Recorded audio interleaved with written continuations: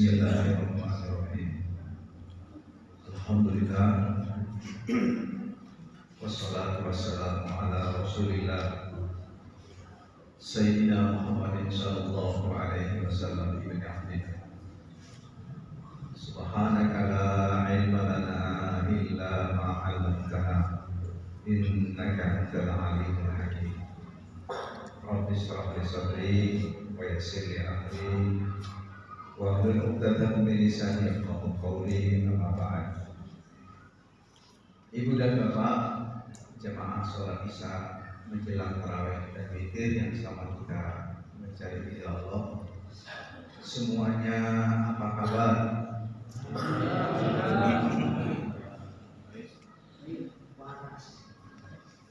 Apapun keadaan yang hari ini sekarang ini bapak ibu rasakan, semua mari kita jalani dengan kesyukuran. Mari kita nikmati, kita syukuri, kita jalani. Yang lagi banyak duit, ucap alhamdulillah. Yang lagi gak ada duit, juga ucap alhamdulillah. Yang lagi sehat, ucap alhamdulillah. Yang lagi sakit, ucap alhamdulillah.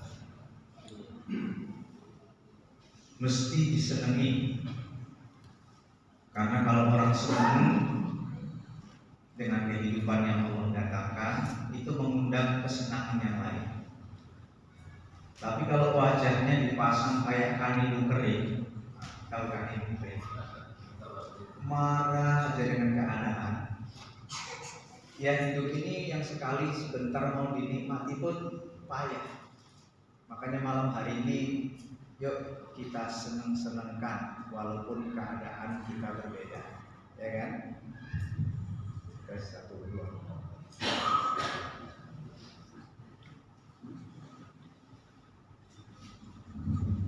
Disenang-senangkan hari ini walaupun keadaan kita belum tentu menyenangkan.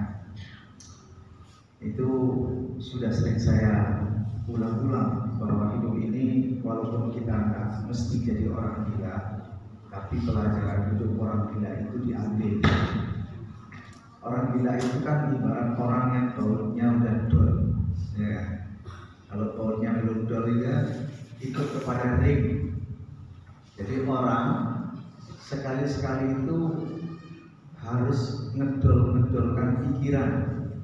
Nggak mesti senyum ada orang lain, tapi senyum sendiri pun boleh. Iya boleh. Karena nyenangi kehidupan yang Allah datangkan. Nggak mesti kalau orang gila itu kan nggak mikirin makan, apa yang ada dimakan. Kalau tetap sehat.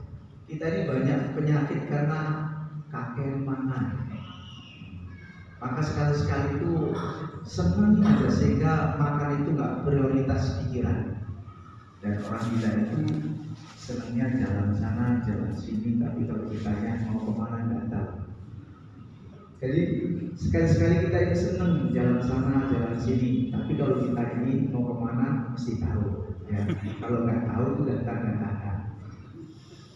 Yang jelas senang malam hari ini udah lama nggak ketemu, sekali ketemu nggak lama. Tapi kita nikmati. Salawat dan salam kita jangan lupa kita hadiahkan kepada junjungan kita Rasulullah Muhammad sallallahu alaihi wasallam. Nggak kakek ngomong nanti terlalu panjang jamaahnya pantatnya kayak dicucuin tadi.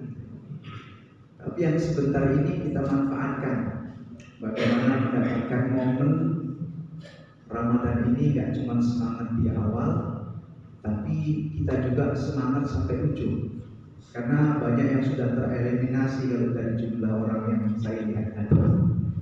Kayak makan batang tebu, senengnya cuma dipangkal manis, semakin ke atas sepok, manisnya nggak terasa, nggak dibuang. Peraturan Ramadan ini jangan gitu. Tapi yang jelas kita sekarang ini sedang belajar cocok tanam, sing sabar. Bersihkan, nyampol, gejik, icir, dan itu rawat tanaman yang sudah ditanam. Dunia majratul akhirat, dunia ini sawah kita yang mau kita panen, nanti panenannya di akhirat. Orang buat baik nanti panennya di akhirat, orang buat buruk pun panennya di akhirat. Kalau ada orang baik hari ini bisa menikmati hidup, itu belum panen, itu masih mencicipi. Sering saya ulang-ulang, kalau ada orang masak sayur, dicicipi enak tidaknya, itu belum makan, makannya nanti. Makanya kok mengamalkan agama enak, itu belum ganjaran. Ganjarannya nanti dinikmati di akhirat, itu masih mencicipi. Begitu juga orang jahat, kok hidupnya susah, itu belum balasan, balasannya nanti, itu masih mencicipi. Kalau enak di dunia buat amal kebaikan, konon nanti di akhirat.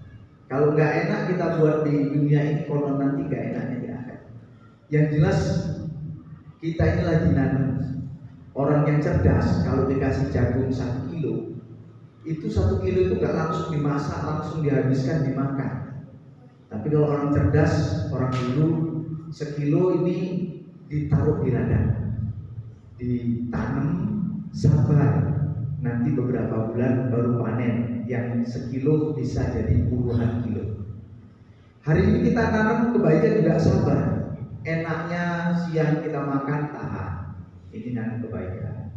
Malam istirahat, terawih, tahan, istirahat. Terus kesabaran inilah yang kalau kita betul pupuk, nggak lama-lama sampai mati aja. Nanti nampak orang itu mati, padahal itu hidup yang sesungguhnya. Nampak orang kita hari ini susah, tapi nanti betul-betul menikmati kebahagiaan. Kalau hari ini kita duh, nanti akan wah. Tapi kalau hari ini kita wah, nanti duh. Maka yuk kita nikmati perjalanan takdir kita ini dengan mengisi kebaikan demi kebaikan, supaya kita ini nanti bisa menikmati hidup dari sekarang sampai surga Allah. Kalau hari ini yang duduk ini, ibu dan bapak yang mendengarkan saya, kok masih hidupnya masih terasa ada yang nyeripetin, ada yang terasa nyandungin, merasa masih ada masalah. Ini Ramadan ini tempatnya untuk bagaimana membersihkan jendela bulan itu. Kita punya hati, ini kita bersihkan. Kalau ada orang punya mata, ada kotoran nggak dibersihkan, pandangannya terganggu. Orang punya telinga, ada kotorannya nggak dibersihkan, pendengarannya terganggu. Orang punya hidung, ada kotoran nggak dibersihkan, penciumannya terganggu. Orang punya hati, kok kotorannya nggak dibersihkan, maka kebahagiaannya terganggu. Maka yuk, man soma Ramadan imanan wa ihtisaban, ghufira lahu ma taqaddama min dhanbihi.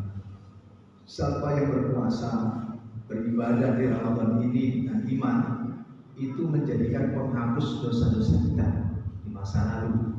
Nah, yang terhalang hari ini kebahagiaan datang itu bukan karena nggak punya uang. Langkah sini pertemuan maut itu nggak usah dibahas. Itu sudah Allah tetapkan. Sekarang yang mau dibahas, bagaimana dalam takdir yang Allah tetapkan itu kita bisa bahagia. Jawabannya, hati hubungannya baik dengan Allah tidak. Kalau ada penghalang itu adalah dosa. Walaupun hartanya banyak, kita nggak bisa bahagia.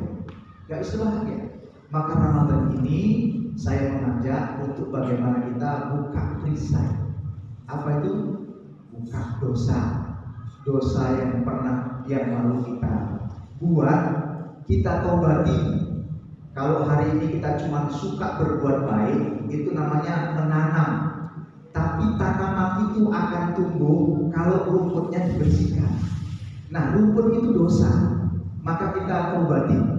Nanti pulang dari sini yang percaya, nggak percaya ya terserah. Itu dosanya ditulis 1, 2, 3, 4, 5. 1 dosa syirik, dulu pernah ngapain ya, ngundang dukun. Kita udah lupa, padahal di catatan Allah belum tentu terhapus.